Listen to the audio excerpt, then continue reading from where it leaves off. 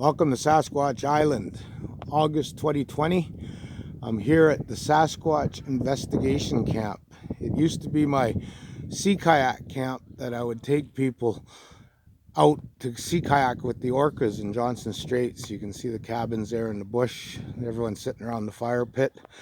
But people often ask me, what would the Sasquatches be eating when they come to this place? Well, there is no clams here or cockles, but if you look down at this rock, you see those things called,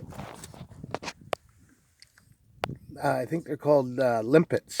It's called Chinese hat as well. You can see them here, and they're stuck on the rocks. And about 4 years ago, we videotaped probable Sasquatch at about 11 o'clock at night in small inlet just south of here. And it was half tide rising, so the shellfish beds were covered, and it looked like it was harvesting those. And we went to the beach the next day.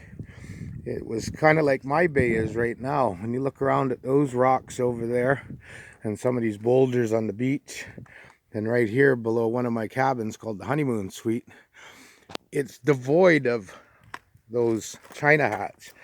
And there's just a few here and there. And what it's telling me is something has come down here and harvested them. Because all of the big ones, the size of a Canadian coin called a loonie or a toonie, are all missing.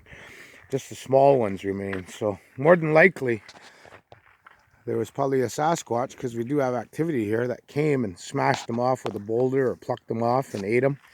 And as you can see, this rock face here, pretty devoid, because usually there's about, I guess, in a square yard or meter you would see about 30 or 40, and it's definitely not the case here.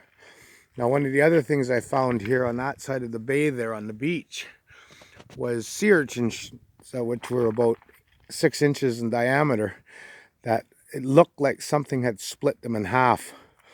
Up on this islet we'll find sea urchins from time to time with a small hole, and those are ones that were dragged up by a mink.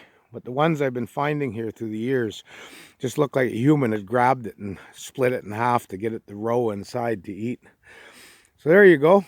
We're here at the Sasquatch Investigation Camp, and we're filming an episode of Sasquatch Island, the Other Tribe. And I brought to you a couple different food sources of Sasquatch that they harvest here in the bay. Be safe in your investigations. Goodbye.